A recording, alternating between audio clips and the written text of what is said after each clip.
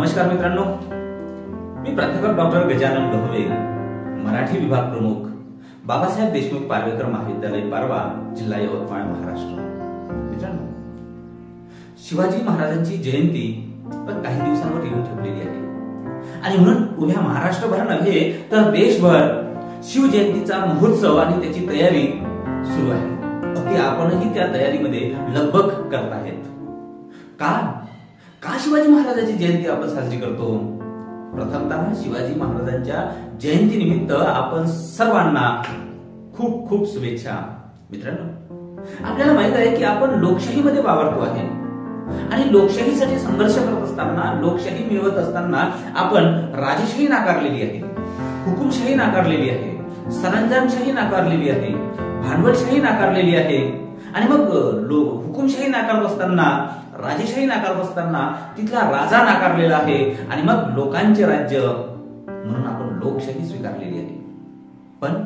पण लोकशाही स्वीकारली असतानाही आपण लोकशाहीमध्ये एका राजाचं फार कौतुक करतो आहे. म्हणजे प्रश्नच पडतो की राजशाही जर नाकारली तर मग लोकशाहीमध्ये राजाचं का कौतुक करायचं?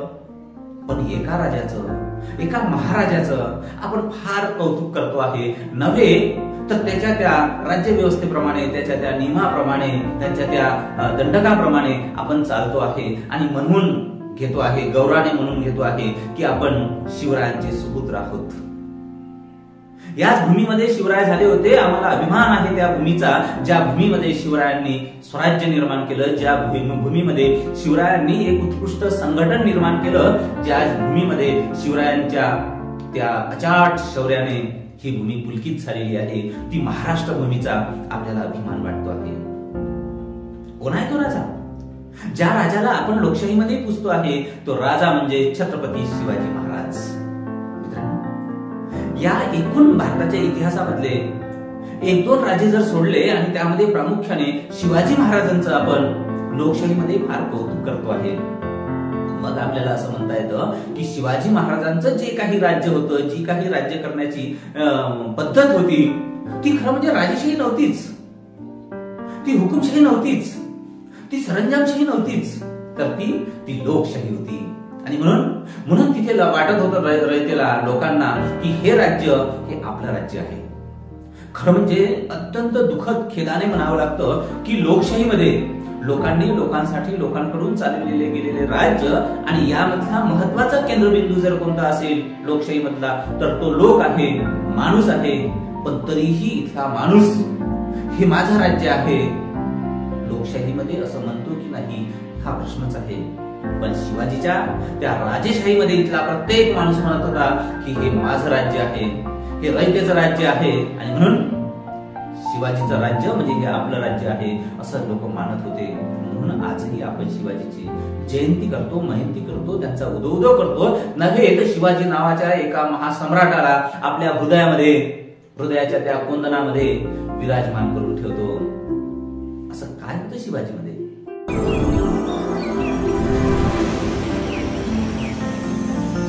मित्रांनो, खरं म्हणजे भोसले घराण्यामध्ये साधू संतांचं पूजन हे नित्यनेमाने होत होतं. साधूंवर, दैवतांवर प्रचंड निष्ठा होती आणि म्हणून आपल्याला लक्षात येतं की शहाजी राजांचं नाव शहाजी कसं ठेवलंय, तर शहा शरीफजी या मुस्लिमांच्या संतांवरून शहाजीचं नाव ठेवलं गेलं. मग लक्षात येतं मित्रांनो की भविष्यामध्ये शिवाजी महाराजांनी ज्या पद्धतीने मुस्लिमांना काही दान दिलंय, मुस्लिमांचं पोषण केलं, त्याच पद्धतीने हिंदू धर्म वाढावा यासाठी त्यांनी प्रयत्न केला.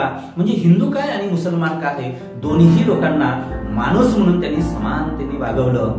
हे जी समानतेची भावना आहे, हिंदू मुस्लिमांची समानतेची भावना आहे, हे कुठून आली? तर मग लक्षात येतं की शहाजींपासून आणि शहाजींच्याही आधी मालोजींपासून ही भूमिका आलेली आहे. मित्रांनो, शहाजी राजे आपल्या कर्तृत्वाने एक एक गट सर करत होते, पण सारं कर्तृत्व हे त्या काळचे मराठी लोक कुणासमोर समर्पित करत होते?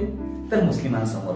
मग ते निजामशाह असेल, आदिलशाह असेल किंवा मोगल असेल, यांच्या समोर ते अचाट कार्य करायचे, पण सारं कर्तृत्व त्यांच्या समोर समर्पित करायचे, एक चाकर म्हणूनच करायचे.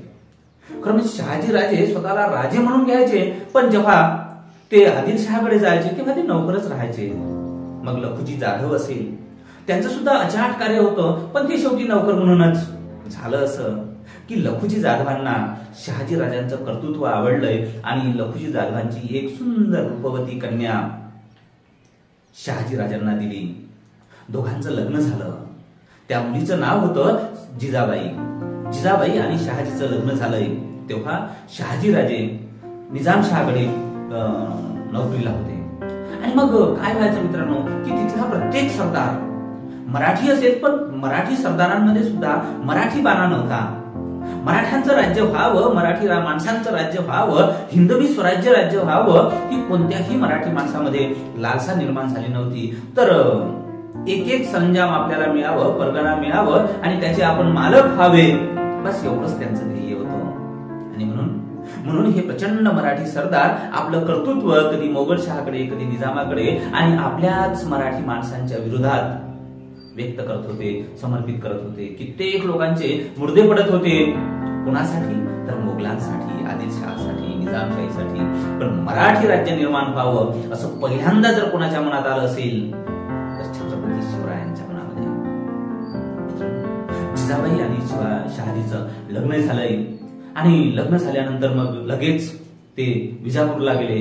पुढे जाऊन मग त्यांचं आदिलशाहीमध्ये नोकरीला लागले आणि आदिलशाहीने मग त्यांची कर्नाटकमध्ये नियुक्ती केली आणि मग नाईलाजाने कर्नाटकमध्ये त्यांना जावं लागले. तोपर्यंत आदिलशहाने पुणे सुपे प्रांताची त्यांना सरंजामी दिली होती आणि मग तिकडे ते 1641 पर्यंत तिथे राहिले. खरं म्हणजे 1641च्या आधीच 19 फरवरी 1630 मध्ये शिवरायांचा शिवनेरी किल्ल्यावर जन्म झाला. आता हा शिवनेरी किल्ला तरी कोणाचा होता? तर शहाजी राजांना संभाजी नावाचा एक ज्येष्ठ पुत्र होता, शिवाजीपेक्षा मोठा. खरं म्हणजे त्यांचं कर्तृत्व कर्नाटकमध्येच होतं.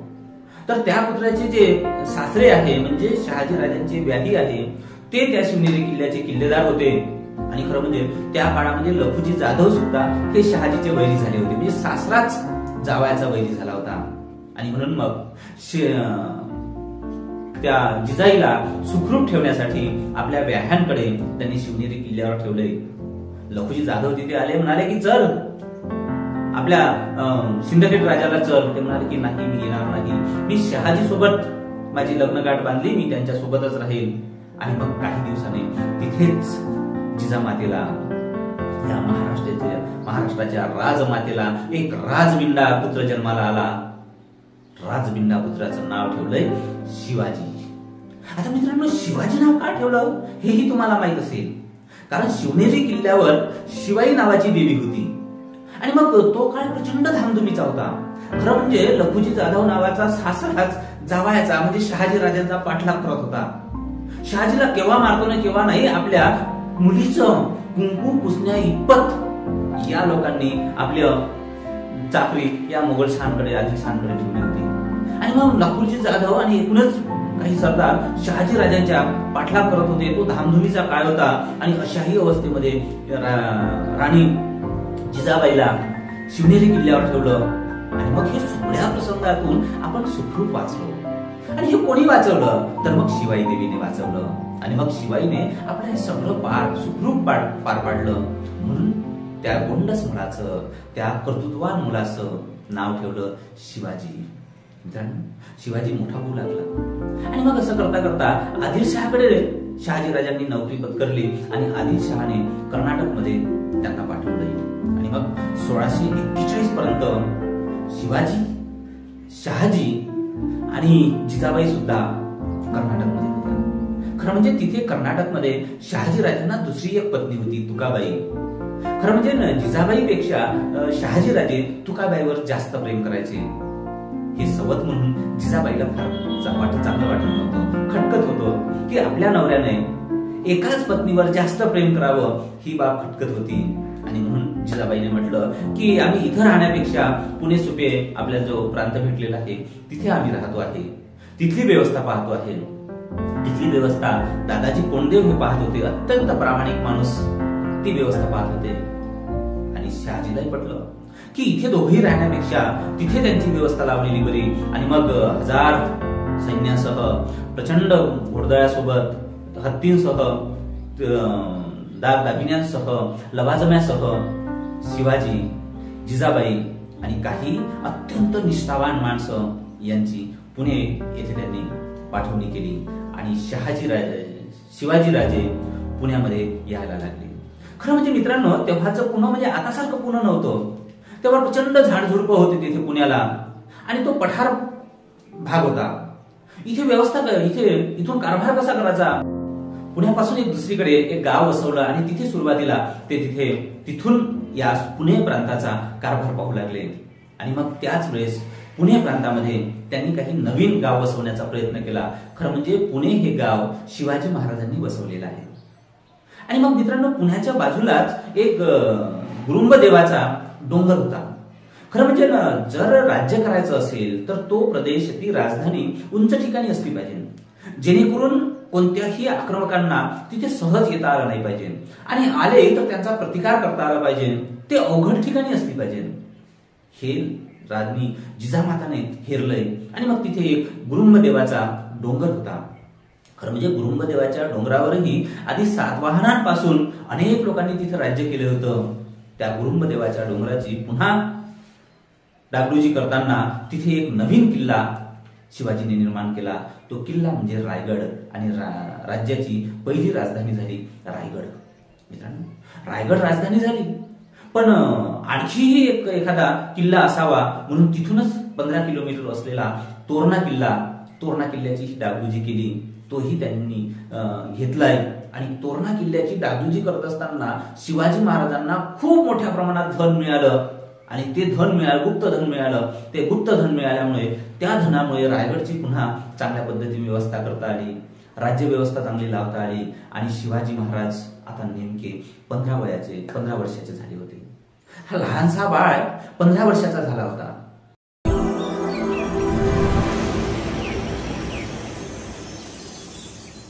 लहानपणीच जे काही आपण संस्कार करतो ना, ते आयुष्यभर राहत असते.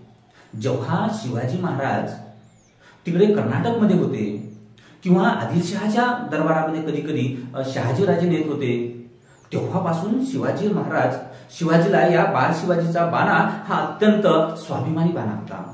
खरं म्हणजे एकदा आदिलशहाच्या दरबारात गेले असताना राजे शहाजींनी आदिलशहाला मुजरा केला, पण शिवाजीने मुजरा नाही केला. या बाळ शिवाजीने मुजरा नाही केला. आणि मग वातावरण तापले थोडं. आणि जेव्हा बाळ शिवाजीला घेऊन शहाजी घरी आले तेव्हा म्हणाले की तुझं चुकलंय, तू राजे आदिलशहांना मुजरा करायला पाहिजे होता.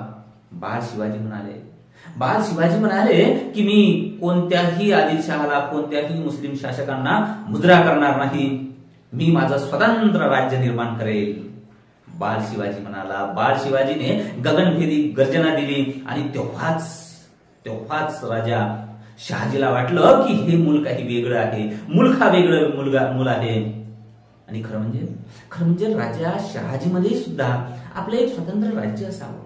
कुठपर्यंत मराठ्यांनी रक्त ओकायचं या मुस्लिम शासकांसमोर, कुठपर्यंत आपलं कर्तृत्व लाचारी म्हणून, गुलामगिरी म्हणून, नौकर म्हणून यांच्या समोर समर्पित करायचं. आपलंही कुठेतरी राज्य असावं असं शहाजीला सुद्धा वाटत होतं. म्हणूनच कदाचित पुणे सुपे परगण्याची जबाबदारी राजा शिवाजीवर आणि जिजाबाईवर सोपवली असेल. आणि मग 1641 मध्ये शिवाजी इकडे पुण्याला आले. आणि त्याच्या आधी आपल्याला एक प्रसंग सांगता येईल मित्रांनो, की शिवाजी महाराज भविष्यामध्ये प्राण्यांचं रक्षण करतात, स्त्रियांचं रक्षण करतात. का करतात तर जेव्हा आदिलशहाच्या तिकडे कर्नाटकमध्ये वगैरे होते तेव्हा तिथे मोठ्या प्रमाणात मांसाहार चालायचा, मोठ्या प्रमाणात कोंबड्या बकऱ्या कापल्या जायचं. हे बाळ शिवाजी पाहायचा. आणि मग तेव्हा ते पाहत असताना त्यांच्या मनामध्ये, या बाळ शिवाजीच्या मनामध्ये त्या कोंबड्या बकऱ्यांप्रती कळवळा निर्माण व्हायचा की अरे माणसं आपल्याला स्वतःला जगण्यासाठी कोंबड्या बकऱ्यांचा बळी देतात, हे त्याला चुकीचं वाटायचं. बाळ शिवाजीच्या त्या बाल मनावर, कोवळ्या मनावर हा संस्कार झाला की इथे प्रत्येक प्राणी मात्राला जगण्याचा अधिकार आहे. त्यांचा तो जगण्याचा अधिकार आपण त्यांचा जगण्याचा अधिकार आपण हिसकावून घेऊ नये.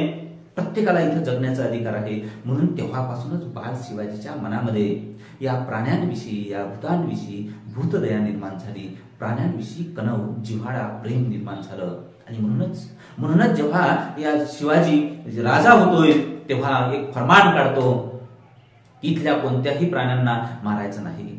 मित्रांनो, शिवाजी समोर गो ब्राह्मण प्रतिपालक अशी एक विरोधावली लावली जाते. खरं म्हणजे ही चुकीची विरोधावली आहे.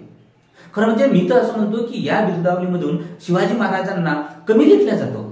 त्यांचं अचाट कार्य, अफाट कार्य, वैश्विक कार्य, सर्व धर्म समभावाचं कार्य एका विशिष्ट गायींसाठी आणि ब्राह्मणांसाठी मर्यादित केलं जातं. शिवाजी महाराजांना मर्यादित संकुचित करण्याचा हा डाव आहे असंही मला वाटतं. कारण मित्रांनो, ते केवळ गायींचे पालक नव्हते, तर इथल्या चराचरामध्ये असणाऱ्या प्रत्येक प्राण्यांचे ते रक्षक होते. ते त्यांना रक्षण करायचे. इथल्या गायींना हात लावायचं नाही, इथल्या बैलांना हात लावायचं नाही, इथल्या पशुपक्ष्यांना हात लावायचं नाही. रयतेची काळी तसनच न व्हावी इथपर्यंत शिवाजी महाराजांनी काळजी घेतली होती. आणि मग हे प्राण्यांसंदर्भात वैश्विक दया असणारा हा महामानव, महासम्राट निव्वळ एकट्या गायीचंच रक्षण कसं करणार? गायीचं रक्षण केलंय, गायीपासून बैल मिळतात, बैलांपासून शेतीची उपज होते, हे सगळं मान्य आहे. गायींचं रक्षण केलं, पण गायींचंच नाही, सबंध प्राण्यांचं रक्षण केलं, हाही भाग आपल्याला मान्य करावा लागेल, नमूद करावा लागेल. आणि म्हणून मग फक्त गायींचं रक्षण करणारा शिवाजी म्हणजे इथे शिवाजीचा कमीपणा होतो असं मला वाटतं. मित्रांनो, पुढे जाऊन आपल्याला असं पाहता येईल की जेव्हा गो ब्राह्मण प्रतिपालक असं म्हटलं जाते की हा ब्राह्मणांचाच प्रतिपालक होता का? नाही. शिवाजी महाराज ब्राह्मण प्रतिपालक असं म्हटलं की म्हणजेच ब्राह्मणांचा प्रतिपाय करणारा असं म्हटलं, तर शिवाजी केवळ ब्राह्मणांचाच प्रतिपाय करणारे होते का? नाही. म्हणून हे सुद्धा वाक्य शिवाजीच्या अचाट वैश्विक कार्याला कमीपणा आणणार आहे. शिवाजी केवळ ब्राह्मणांचे प्रतिपालक नव्हते, होते त्यांचेही होते, पण त्यांच्यासोबत सबंध लोकांचे होते. या महाराष्ट्राचे होते, महाराष्ट्रातील प्रत्येक माणसाचे होते. मित्रांनो, शिवाजी महाराजांचं चरित्र पाहत असताना असा राजा कदाचित या भारतभूमीमध्ये घडलाच नाही असंही आपल्याला दिसतं. कशामुळे हे? शिवाजींसाठी लहान मुलापासून तर वयोवृद्ध माणसापर्यंत प्रत्येक माणूस आपला जीव समर्पित करत होता, ओवाळून टाकत होता, जीवाचा त्याग करत होता. का माणसं अशी ही शिवाजीसाठी जीव द्यायला का तयार झाली? कारण त्या माणसांना वाटत होतं की शिवाजी जे कार्य करतोय ना, ते त्यांचं कार्य करत नाही, तो आपलं कार्य करतोय. शिवाजी जे राष्ट्र निर्माण करते, राज्य निर्माण करते, हे शिवाजीचं राज्य नसून हे आपलं राज्य आहे. आणि मग आपलंही या राज्यासाठी काहीतरी आहुती देणं, बलिदान करणं, त्याग करणं हे आपलंही कार्य आहे. शिवाजीचं कार्य इथला प्रत्येक माणूस आपलं मानत होता. मग काय लक्षात येतं मित्रांनो? गो ब्राह्मण प्रतिपालक म्हणत असताना शिवाजी अत्यंत खुजा होतो. शिवाजीने कोणत्या माणसांना पोचलं? इथल्या सबंध महाराष्ट्रीयन माणसांना पोचलं. महाराष्ट्रीयन माणसाची गुलामगिरी कशी नष्ट करता येईल, मोगलांच्या, निजामांच्या आणि आदिलशाहींच्या, एकूणच सबंध मुस्लिमांच्या राज्यव्यवस्थेमधून यांना कशी सुटका मिळता येईल याचा प्रयत्न केला. इथला माणूस कसा सुखी करता येईल याचा प्रयत्न केला. इथली रयता, इथली प्रजा कशी श्रीमंत होईल, कशी सुखी समाधानाने राहील याचा प्रयत्न केला. मित्रांनो, शिवाजी महाराज काय दुसऱ्यांसोबतच भांडलाय का, लढलाय का? नाही. आपले माणसं सुद्धा आपल्या माणसांवर फार अन्याय अत्याचार करायचे. मग तो पाटील असेल, देशमुख असेल, सरंजाम असेल, कुलकर्णी असेल किंवा एखादा सरदार असेल, आपलेच माणसं आपल्या माणसांवर अन्याय करायचे, अत्याचार करायचे. आणि म्हणून या आपल्याही माणसापासून रयतेची मुक्तता करायची, रयतेची सुटका करायची, हे शिवाजीने ठरवलं. मित्रांनो, शिवाजी काय ब्राह्मण प्रतिपालकच होता का? नव्हे.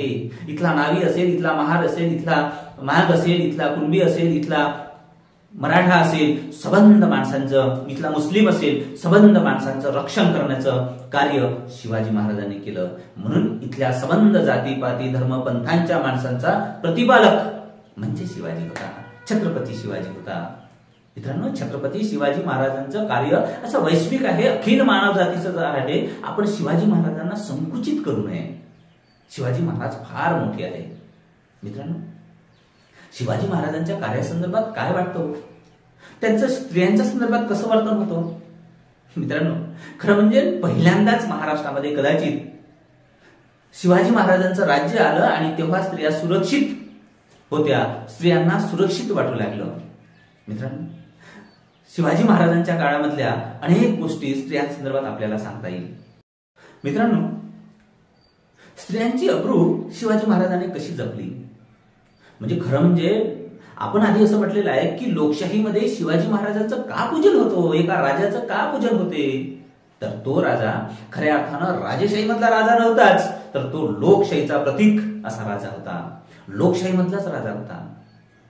शिवाजी महाराज सत्तेवर आले, राजगादीवर बसले आणि सारं चित्र पालटलं. इथल्या लोकांना वाटायला लागलं की काहीतरी बदललंय. हा बदल पहिल्यांदा शिवाजीने केला आहे. इथल्या शेवटच्या माणसापर्यंत ज्या योजना आहे, जे सुख आहे, जे संपत्ती आहे, जे सुरक्षितता आहे, ती सुरक्षितता शिवाजीच्या काळामध्ये इथल्या माणसाला भेटली. जे पाटलाच्या काळामध्ये जे देशमुख, पाटील, कुलकर्णी हे लोक अन्याय अत्याचार करायचे, पिको की नाही पिको, प्रचंड शेतसारा वसूल करायचे, मारायचे, झोडायचे, अब्रू लुटायचे, हे सगळं थांबवलं शिवाजीने, थांबवलं. म्हणून लोकांना वाटलं की नाहीतरी बदल झाला. पहिल्यांदाच या महाराष्ट्रामध्ये एक राजा बदलतो तर पूर्ण चित्र बदललेलं आहे. म्हणून बदललेल्या चित्राचा प्रेरक कोण, महानायक कोण, तर मग शिवाजी. आणि म्हणून शिवाजी समोर साऱ्या लोकांनी आपलं अस्तित्व समर्पित केलंय, कारण शिवाजीमुळेच हा महाराष्ट्र फुलला होता. मित्रांनो, शिवाजीने स्त्रियांची कशी अब्रू राखली, तर मित्रांनो रांझ्या गावच्या पाटलाचा एक उदाहरण आपल्याला देता येईल. त्या पाटलाने काय केलं होतं की तो काळच असा होता की पाटील, कुलकर्णी हे जे लोक आहेत ती आपलीच संपत्ती समजून कुणाचेही लेकीबाळ्यावर हात टाकायचे, दिवसा 8 त्यांच्या आई वडिलांसमोर त्यांना उचलून त्यांच्यावर बलात्कार करायचे, दात कुणासमोर मागायचं. हेच माणसं त्या गावचे प्रमुख होते. प्रमुख माणसांनीच अशा पद्धतीने अत्याचार केला तर दात कुणासमोर मागायची, कुणाच समोर मागता येत नाही. मुसू रडण्याशिवाय आई वडिलांना दुसरा पर्याय नव्हता. हे आपलं जणू काही आपलं दैवच आहे, आपल्या नशीबच असं आहे, नशिबावर दोष दिल्याशिवाय पर्याय नव्हता. कुणासमोरच त्याची दाद मागता येत नव्हती. राजाच्या पाटलानं आई वडिलांसमोर त्याच्या मुलीला, शेतकऱ्याच्या मुलीला भर दिवसा उचलून नेलंय आणि तिच्यावर अन्याय केला, अब्रू लुटली. किती वाईट. ही गोष्ट काही दिवसांनी राजा शिवाजीला कळली. संतापले राजा छत्रपती, संतापले की आपल्या राज्यामध्ये दिवसा ढवळ्या कुणाच्या तरी मुलीला उचलून नेल्या जातं आणि तिची बेअब्रू केल्या जाते. अत्यंत संतापजनक आहे. स्त्रियांचा रक्षण करता शिवाजी महाराज संतापला आणि लगेच फरमान काढलं. राज्याच्या त्या पाटलाला, पोलीस पाटलाला मुसक्या बांधून राजवाड्यावर नेलं गेलं आणि तिथे हातपाय तोडण्याची शिक्षा दिली. जाहीरपणे हातपाय तोडण्याची शिक्षा दिली गेली. ही बातमी सारा राज्यभर घुमली आणि पहिल्यांदा या राज्यामध्ये कुणीतरी अशा पद्धतीने अब्रू लुटली, त्याची हातपाय तोडण्याची शिक्षा त्याला देऊ शकते आणि अशाही पद्धतीने कडक शासन या ठिकाणी निर्माण होऊ शकते, हे पहिल्यांदा जनतेने पाहिलं आणि मोकळा श्वास घेतला, सुटकेचा आणि श्वास सोडला. आपण सुरक्षित आहे असं त्यांना वाटायला लागलं. आणखी काय प्रकरण सांगतं? आणखी एक प्रकरण सांगतं की 1678 मध्ये सकुची गायकवाड 1678 मध्ये सकुची गायकवाड या सेनापतीने बेवाडीच्या किल्ल्याला वेढा घातला. त्या किल्ल्याचे किल्लेदार कोण होती, तर त्या किल्ल्याची किल्लेदार एक बाई होती, सावित्रीबाई देसाई ही किल्लेदार होती. लढली, बिचारी प्रचंड लढली. या आक्रमणाला परत करण्यासाठी प्रचंड लढली, पण शेवटी हरली. हरल्यानंतर काय केलं? हरल्यानंतर या सकुची गायकवाडने काय केलं, तर त्या किल्लेदाराच्या त्या बाईवर अत्याचार केला. ही गोष्ट शिवाजीला कळली. शिवाजीने सकुची गायकवाडला बोलावलं आणि त्याचे दोनही डोळे फोडले आणि आयुष्यभर तुरुंगात टाकलं. आणि त्या बाईला, किल्लेदार बाईला चोळी बांगडी देऊन तिची रवानगी केली. पुन्हा त्याच किल्ल्यावर तिला किल्लेदार नेमलं. मित्रांनो, दुश्मनाची जरी मुलगी असली, विरोधकाची जरी मुलगी असली, शत्रूची जरी मुलगी असली, तरी ती स्त्री आहे आणि स्त्रीची अब्रू आपण राखली पाहिजे. हा संदेश, हा विचार शिवाजी महाराजांनी आपल्या राज्यामध्ये पेरला. आणि म्हणून जेव्हा शाहिस्तेखानला पकडण्यासाठी, शाहिस्तेखानला मारण्यासाठी शिवाजी महाराज लाल महालावर आक्रमण करतात, तेव्हा शाहिस्तेखान एका स्त्रीच्या वेशामध्ये लपून बसला होता. का लपून बसला होता?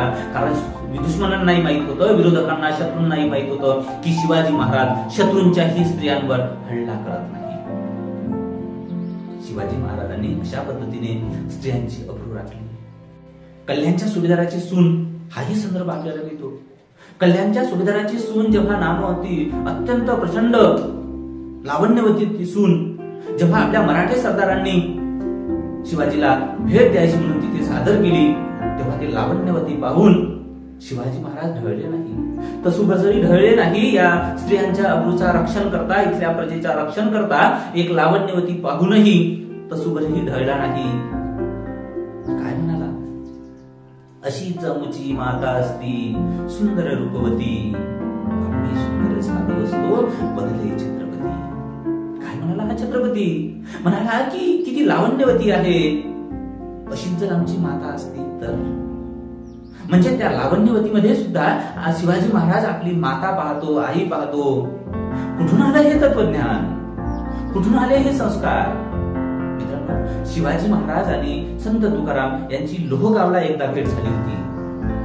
जेव्हा आदिलशहाने शहाजी राजांना पकडलंय तेव्हा प्रचंड नाराज झाले शिवाजी महाराज आणि आता संन्यास घ्यायचा की काय या विचारामध्ये होते. राजा जिजामातेला प्रश्न पडला की आपला मुलगा या वीरश्रीपासून दूर चाललेला आहे, कसं करायचं? तेव्हा लोहगावला संत तुकारामाच्या कीर्तनामध्ये जिजामाता आणि शिवाजी महाराज गेले. जिजामाताने आधीच संत तुकारामांना सांगितलं की या मुलाची वृत्ती आता अशी दिसते आहे, काहीतरी वेगळं सांगा, वेगळं कीर्तन करा. आणि मग संत तुकारामांनी राजयोगावर कीर्तन केलंय. राजाने राजाचा धर्म कसा निभावला पाहिजे म्हणून कीर्तन केलंय. शिवाजी महाराज संत तुकारामांनी पुढे जाऊन पायकांचे अभंग लिहिले. पायकांच्या अभंगातून सैनिक निर्माण व्हावे आणि शिवाजीला ते प्रेरक ठरावे, पूरक ठरावे, त्यांच्या त्या लढाईसाठी कामी यावे अशा पद्धतीने. आणि मग त्या ठिकाणी कीर्तन केलं शिवाजी महाराजांसमोर आणि एक राजयोगा कीर्तन केलं आणि शिवाजी महाराजांच्या त्या निवृत्ती मनामध्ये एक प्रवृत्ती भरली. प्रवृत्ती कोणती? तर राष्ट्राभिमानाची ज्वाज्वल्य प्रवृत्ती भरली, देशभिमानाची राज्याज्वल्य प्रवृत्ती भरली, मरण्याची मारण्याची प्रवृत्ती भरली आणि एक हिंदवी स्वराज्य निर्माण करण्याची ती प्रेरणा भरली. अशा पद्धतीने तुकारामांनी तुकाराम काय म्हणायचे? शिवाजी महाराज जेव्हा कल्याणच्या सुभेदाराची ती सून पाहून म्हणतात की अशीच जर आमची माता असती तर, हा संस्कार कुठून आला? मित्रांनो, हा संस्कार आला या संत वचनांपासून, संतांपासून. संत तुकाराम काय म्हणाले की परावया नारी माऊली समान, एवढंच नाही तर परावया नारी रकुमाई समान असं म्हणायचे. आणि हाच संत विचार शिवाजी राजांमध्ये आला. अशा पद्धतीने शिवाजी महाराजांनी इथल्या स्त्रियांची अब्रू राखली आणि इथल्या स्त्रियांना सुरक्षित ठेवलं, सुरक्षिततेची हमी दिली. प्रजेला सुरक्षिततेची हमी देणारा राजा म्हणजे शिवाजी महाराज. मग शिवाजी महाराजांनी आपला सरदार आहे याची गय नाही केली, आपला पाटील आहे याची गय नाही केली. कोणीही असो, आपला असो, तुपला असो, जर जर स्त्रियांवर हात टाकला तर त्याचे हात कलम झालेच पाहिजे. हा दंडक शिवाजी महाराजांनी काढला. म्हणून शिवाजी महाराज रयतेचा राजा झाला. मित्रांनो, शिवाजी महाराजांवर लोक असे जीव का द्यायचे, का समर्पित करायचे? तर पहिल्यांदा इथल्या महाराष्ट्रामध्ये शेवटच्या माणसाला असं वाटायचं की हे राज्य आपलं आहे. आधी नव्हतं वाटत का? का बरं नव्हतं वाटत? मित्रांनो, इथे कोणताही राजा येऊ, पण ग्राम जीवनामधली, गावगाड्यामधली जी व्यवस्था होती, मग पाटील असेल, कुलकर्णी असेल, सरंजाम असेल, ब्राह्मण असेल किंवा आणखी कोणते व्यवस्थापक असेल, देशमुख असेल, हे जनतेकडनं प्रचंड पैसा उकळायचे, वसूल जमा करायचे. मग शेती पिकायची की नाही पिकायची ते वसूल जमा करायचे. तिथले पाटील, तिथले देशमुख या इथल्या स्त्रियांवर अन्याय करायचे, अत्याचार करायचे. यांची संपत्ती, ही गरिबांना संपत्ती ठेवण्याचा अधिकारच नव्हता. कोण बाहेरचे जेव्हा आक्रमण व्हायचे आणि ते जेव्हा गावामध्ये सैनिक राहायचे तेव्हा त्यांच्या राहण्याची व्यवस्था, ज्यांच्याकडे जे जे सामान असेल ते उचलून आणायचे आणि त्या सैनिकांसाठी वापरायचे. म्हणजेच इथल्या माणसाला सुरक्षिततेची हमीच नव्हती. काय झालं की शिवाजी महाराज राज्य करायला लागले आणि शिवाजी महाराजांनी ठरवलं की कोणताही पाटील, कोणताही इथला कुलकर्णी रयतेवर अन्याय करणार नाही.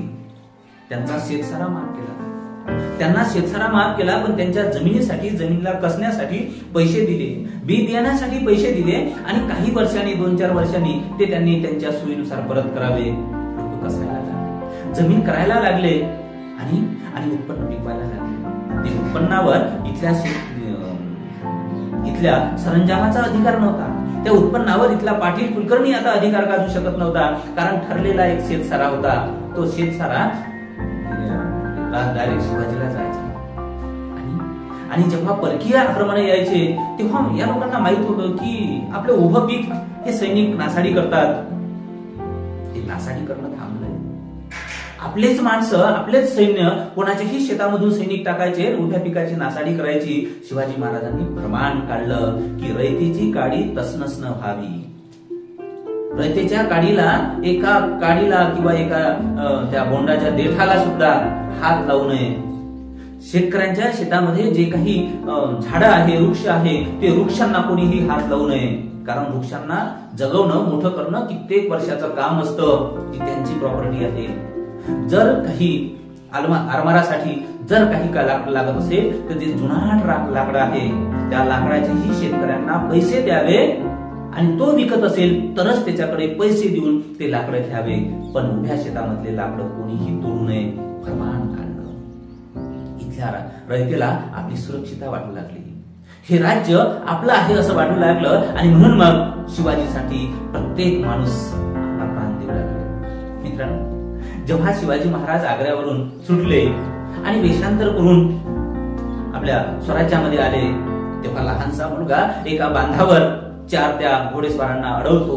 निशस्त्र असलेला तो लहानसा मुलगा शस्त्रधारी असलेल्या त्या 4 माणसांना अडवतो आणि म्हणतो की खबरदार पुढे जाल तर राई राई एवढे तुमचे तुकडे करून टाकेल.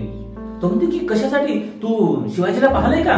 तो म्हणते मी शिवाजीला पाहिलं नाही, पण शिवाजीला जर पकडण्याचा प्रयत्न केला, शिवाजीला जर मारण्याचा प्रयत्न केला तर मी तुमचे राई राई एवढे तुकडे करेल. शिवाजीला त्या मुलाने पाहिलेही नव्हतं. कोण शिवाजी हे चेहराच पाहिला नव्हता, तरीही त्या बाल मनामध्ये, त्या लहानशा मुलामध्ये शिवाजीबद्दल एवढी निष्ठा का आली? खरं म्हणजे ते समोरचे 4 शस्त्रधारी माणसं त्यामधला एक शिवाजीच होता. का एवढी निष्ठा आली? मित्रांनो, इथल्या प्रत्येक वृद्धाला वाटत होतं की हे राज्य आपलं आहे. शिवाजी करतायत ते आपलं काम करतायत आणि म्हणून शिवाजीसाठी आपण समर्पित भावनेनं काम केलं पाहिजे.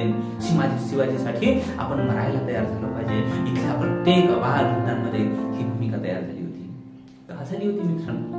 तर शिवाजीने कोणत्या एका जातीला पुढे केलं नाही, एका धर्माला पुढे केलं नाही, एका माणसाला मोठं केलं नाही, तर इथला संबंध माणूस, या समाजामधला शेवटला माणूस सुद्धा आपल्या स्वराज्यासाठी कामी येऊ शकतो. सर्वांना एका मालेमध्ये बांधले.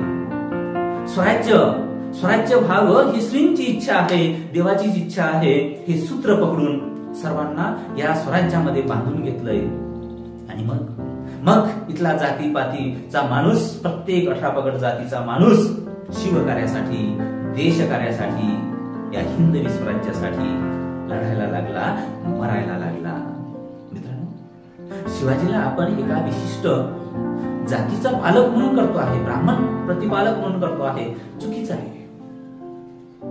आग्र्यावरून सुटका होत असताना तिथे शिवाजीच्या वेशामध्ये, औरंगजेबच्या त्या छावणीमध्ये, नजरकैदेमध्ये शिवाजीच्या वेशामध्ये कोण राहिलं तिथे? तर मदारी मेहतर आणि हिरोजी खर्चत.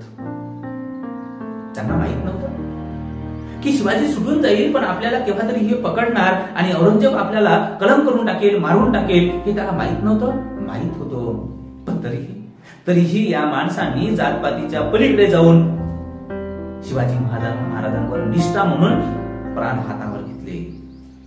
मित्रांनो, जिवा महाल, जेव्हा अफजल खानाची भेट झाली तेव्हा अफजल खानाच्या भेटीमध्ये पहिला इकडे सय्यद बंडा होता आणि इकडे जिवा महाल अंगरक्षक होता. शिवाजीचा अंगरक्षक कोण असावा? तर जिवा. खरं म्हणजे काही इतिहासकारांनी याला जिवा हा महार जातीचा होता असं म्हटलं आहे, तर काही इतिहासकारांनी जिवा हा नाव्ही होता असं म्हटलं आहे.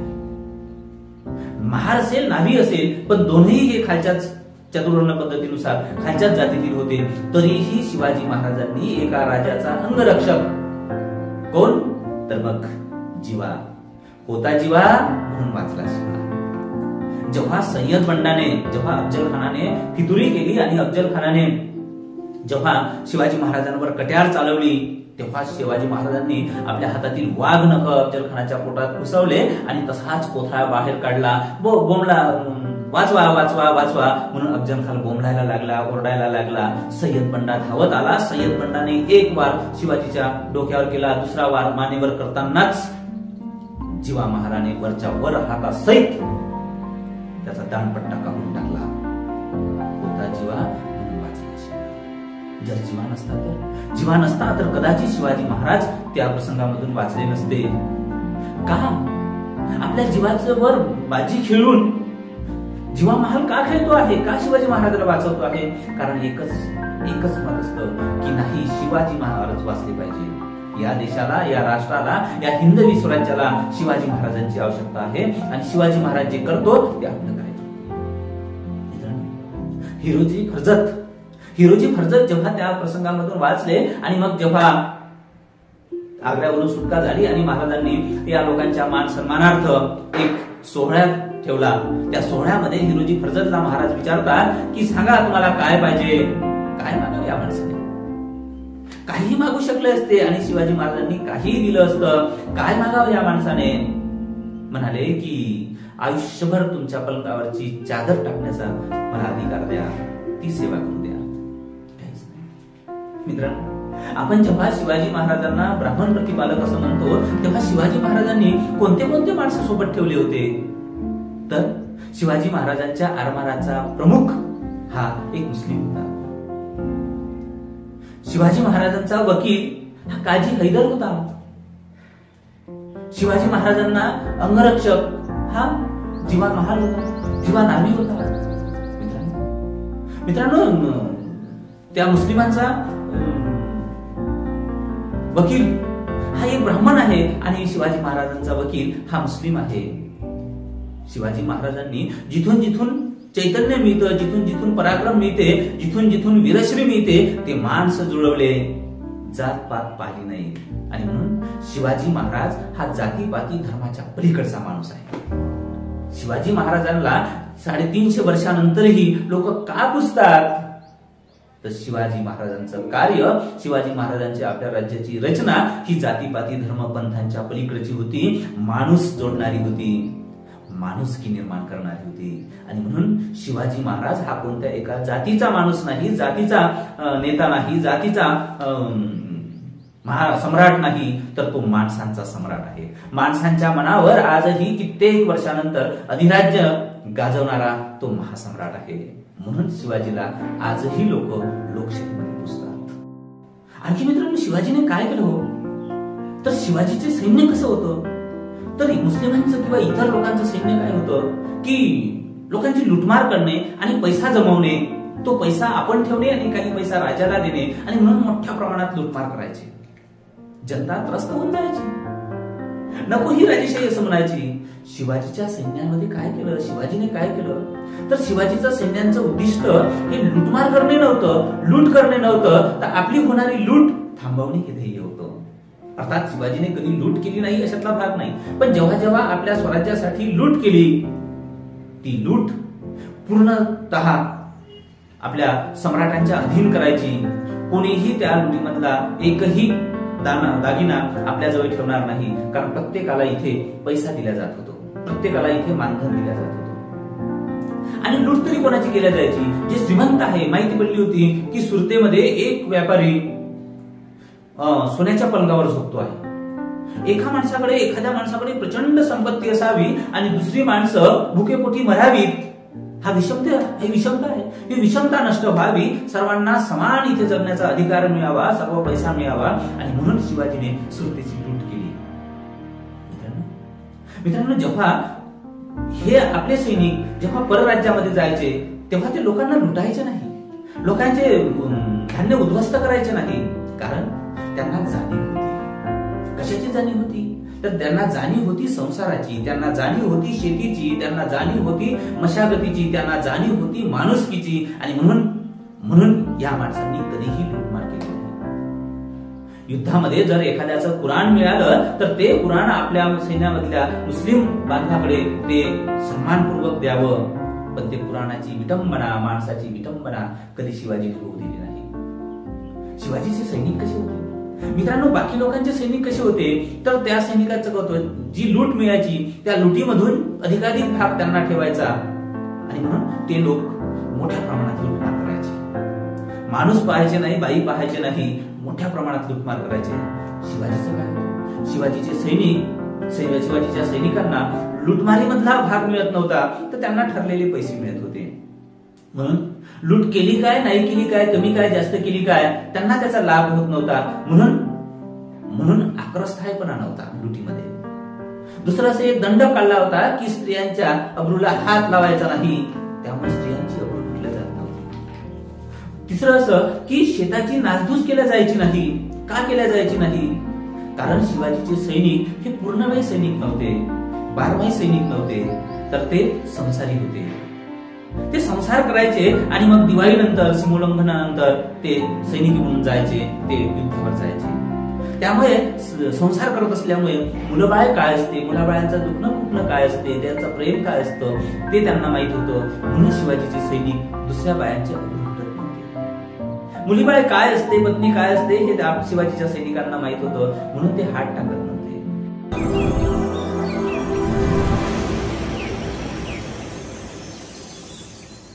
म्हणून शिवाजी महाराजांचे सैनिक ही लुटमार करत नव्हते, स्त्रियांवर हात टाकत नव्हते. त्यांना माहित होतं की संसार काय असते, मुलबाळ काय असते आणि म्हणून ते इतरांच्याही मुलाबाळांची काळजी घेत होते, माणुसकीने वागत होते, माणसांसारखे वागत होते. आणि म्हणून इतरांच्याही सैन्याचा, शिवाजी महाराजांच्या सैन्याचा हेवा वाटत होता. हे शिवाजी महाराजांच्या सैन्याचं वेगळेपण होतं. मित्रांनो, शिवाजी महाराजांनी आणखी काय केलं ते या महाराष्ट्रामध्ये उद्योग वाढावा यासाठी त्यांनी उद्योगाला चालना दिली. इथला उद्योग वाढावा, इथल्या वस्तू अधिक वाढाव्यात, ते जास्त पैशाने खपाव्यात म्हणून परकीय जे उद्योजक आहे त्यांच्या वस्तूंवर अधिक कर लावला, कारण काही इथल्या वस्तूंना अधिक प्रोत्साहन मिळावं म्हणून. मित्रांनो, आणखी त्या काळामध्ये माणसांची विक्री केल्या जायची, माणसांची गुलाम म्हणून विक्री केल्या जायची, माणसांना चोरून आणलं जायचं आणि त्यांना बेभाव माणसं विकल्या जायचं. इथे माणसांना माणूस म्हणून किंमतच नव्हती, एक वस्तूसारखी त्यांची विक्री होत होती. शिवाजी महाराजांनी एक फरमान काढलं की इथे कोणत्याही माणसाला विकल्या जाणार नाही आणि कोणत्याही माणसाला इथे खरेदी केल्या जाणार नाही. माणसांची गुलाम म्हणून विक्री बंद केल्या जाईल आणि जर याला तुम्ही नकार दिला तर त्याला कडक शासन केलं जाईल. शिवाजी महाराजांनी पहिल्यांदा माणसांच्या गुलामीला बंदी घातली. मित्रांनो, पुढे जाऊन आपल्याला असं दिसतं की निग्रोंमध्ये मोठ्या प्रमाणात माणसांची विक्री व्हायची. ती विक्री तिथे थांबवल्या गेली, पण त्याच्याही कितीतरी वर्षाआधी शिवाजी महाराजांनी हा प्रयत्न केला. मित्रांनो, शिवाजी महाराजांचं किती कार्य सांगायचं, अचाट कार्य आहे. खरं म्हणजे त्या 60-65 वर्षामध्ये एखादा माणूस एवढं कार्य करतो. खरं म्हणजे बरेच लोक म्हणतात की शिवाजी महाराजांना माता भवानीची साथ होती का? असेलही. पण मित्रांनो, जेव्हा तोरणा किल्ल्यावर शिवाजी महाराजांना प्रचंड गुप्तधन भेटलंय, तेव्हा जिजाबाई आणि शिवाजी महाराजांनी आपल्या राज्यामध्ये पद्धतशीर एक बातमी पसरवली की शिवाजी महाराजांच्या या कर्तृत्वाला, शिवाजी महाराजांच्या या कार्याला माता भवानी आणि रायरेश्वराची साथ आहे, देवांचीही साथ आहे. म्हणून ज्याला देवांचीही साथ आहे तेव्हा आपली का नाही साथ असावी, म्हणून लोकांमध्ये ही चर्चा झाली आणि लोकांनीही साथ दिली. मित्रांनो, शिवाजी महाराजांनी वयाच्या 15व्या वर्षीच रायरेश्वराच्या मंदिरामध्ये 1,500 मावळ्यांसोबत प्रतिज्ञा घेतली. त्या लखलखत्या तलवारीला आपल्या करंगईच्या त्या रक्ताने अभिषेक केला आणि हे राज्य व्हावे ही श्रींची इच्छा आहे. या राज्याला एक दैवी प्रतिष्ठान दिलंय आणि म्हणून तेव्हापासून या राज्याची सुरुवात झाली. एक 15 वर्षाचा मुलगा स्वराज्य उभारणीसाठी प्रतिज्ञा घेतो आहे. शिवाजी महाराज मोठे का, तर बालवयामध्येच स्वराज्याची निर्मिती या माणसाने केलेली आहे. मित्रांनो, शिवाजी महाराजांनी आणखी काय केलं? शिवाजी महाराजांचं कार्य असं चौफेर आहे. खरं म्हणजे या 1 तासामध्ये शिवाजी महाराजांच्या या मोठ्या कार्याला नाही सांगता येत. शिवाजी महाराजांनी आपल्या राज्यकारभारामध्ये, खरं म्हणजे तेव्हाचा राज्यकारभार मोठ्या प्रमाणात फारसीमध्ये चालत होता. पण फारसी ही भाषा काही सर्वसामान्यांची नव्हती. सर्वसामान्यांना कळत नव्हती आणि म्हणून मग आपला राज्यकारभार हा मराठी भाषेमधून चालावा म्हणून मराठी भाषेचा राजव्यवहार कोश निर्माण केला. मराठी भाषेला अधिकाधिक शुद्ध करण्याचा प्रयत्न केला. मराठी भाषेचा ज्वाज्वल्य अभिमान असणारा राजा छत्रपती शिवाजी महाराज. शिवाजी महाराज हा धार्मिक होता. शिवाजी महाराज प्रचंड धार्मिक होते. याचा अर्थ ते हिंदू धर्माचे भोक्ते होते. हिंदू धर्मावर प्रचंड निष्ठा होती. इथल्या देवदेवतांवर, इथल्या संतांवर त्यांची प्रचंड निष्ठा होती. हे जरी मान्य असलं तरी शिवाजी महाराज मुस्लिमांचे विरोधक होते का? नाही. इथल्या कोणत्याही जाती धर्माचे ते विरोधक नव्हते. खरं म्हणजे शिवाजी महाराज सर्व धर्म समभाव अशा पद्धतीचे होते.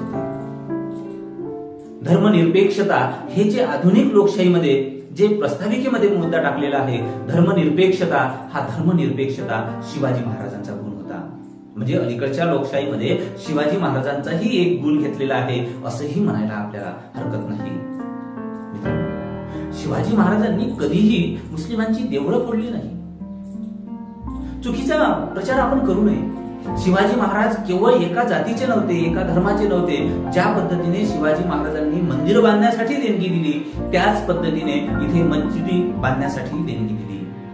काजी हैदर असेल, जिवा महाल असेल, अनेक लोक, आरमाराचा प्रमुख असेल, किंवा मित्रांनो 1648 मध्ये विजापूरच्या 700 पठाणांनी शिवाजी महाराजांकडे आत्मसमर्पण केलं आणि शिवाजी महाराजांच्या सैनिकांमध्ये आले. हिंदू माणसाच्या, हिंदू राजाच्या बदली एका वेळेस 700 पठाण यावेत. कशासाठी? का म्हणून यावेत? हिंदू राजा आहे म्हणून नव्हे, रयतेचा राजा आहे म्हणून. आणि म्हणून मित्रांनो, शिवाजी महाराजांनी कधीही मुस्लिमांचा द्वेष केला नाही, कधीही कोणत्या जातीचा द्वेष केला नाही, तर सगळ्यांना समान मानलं. मग आपल्या इथल्याच एखादा राजाचा पाटील असेल किंवा एखादा सेनापती असेल, त्याचेही त्यांनी डोळे काढले आहे. सरदार असेल, त्याचेही डोळे काढलेले आहे, हात पाय तोडून टाकलेले आहे. मग तो हिंदू असो, मुस्लिम असो वा कोणीही असो, सारे माणसं समान आहे, या समानतेच्या नात्याने वागवलेलं आहे. म्हणून शिवाजी महाराज हे जाती धर्माच्या पलीकडे आहे. म्हणून शिवाजी महाराज एकट्या जातीचे न होता इथल्या सबंध माणसाचे होतात. पण मित्रांनो, शिवजयंतीच्या निमित्तानं आपल्याला सांगावं लागतं, कुसुमाग्रज एका कवितेमध्ये म्हणतात की मध्यरात्र उलटल्यावर 4 पुतळे एकत्र आले आणि आपलं टिपू गाळू लागले. मध्यरात्र उलटल्यावर 4 पुतळे एकत्र आले आणि टिपू गाळू लागले, आसव गाळू लागले. शिवाजी महाराज म्हणाले, मी शेवटी मराठ्यांचाच झालो. आंबेडकर म्हणाले, मी फक्त बौद्धांचा. फुले म्हणाले, मी फक्त माळ्यांचा. टिळक म्हणाले, मी फक्त चित्पावन ब्राह्मणांचा. आणि गांधीजींनी गळ्यातल्या गळीवर आवरला आणि म्हणाले, तुम्ही तरी निदान बरे आहेत, तुम्ही तरी बरे आहेत, निदान तुमच्या पाठीशी एक जात जमात तरी आहे. मी मात्र फक्त सरकारी कचेऱ्यांच्या भिंतीवर लटकलेलो आहे. मित्रांनो, काय अवस्था करून ठेवली आहे. शिवाजी महाराजांची जयंती साजरी करत असताना, शिवाजी महाराजांचा उदो करत असताना, शिवाजी महाराजांचा नामघोष करत असताना आपण शिवाजी महाराजांचे कार्य जाणून घेऊया. शिवाजी महाराजांचं अलोट कार्य आणि सर्व जाती धर्मासाठी, माणसासाठी केलेलं माणूसपणाचं कार्य आपण समजून घेऊया. आणि पुन्हा एकदा शिवराज्य येते का, शिवाजीचं राज्य येते का, एक माणसाचं राज्य येते का, माणुसकीचं राज्य येते का, यासाठी की त्या काळामध्ये प्रत्येक माणूस म्हणत होता की हे माझं राज्य आहे. लोकशाहीमध्ये म्हणतोय का की माझं राज्य आहे? बऱ्याचदा याला नकारार्थी उत्तर आहे. कारण दिल्लीमधून निघणारा 1 रुपया इथे शेवटच्या गावापर्यंत किती रुपये पोहोचतात हे सर्वांनाच माहित आहे. शिवाजीच्या काळामध्ये जेवढी तिथून रसद निघायची तेवढीच इथपर्यंत पोहोचायची. मधात कोणताही त्यांनी दलाल ठेवला नाही, कोणतीही वाईट अवस्था ठेवली नाही. ही चोख व्यवस्था शिवाजीच्या काळामध्ये होती. शिवाजी हा रयतेचा राजा होता आणि रयतेला जात पात धर्म नसते, म्हणून तो केवळ आणि केवळ माणसांचा राजा होता. माणसांच्या राजाला या जन्मदिनानिमित्त आपण विनम्र अभिवादन करूया. धन्यवाद.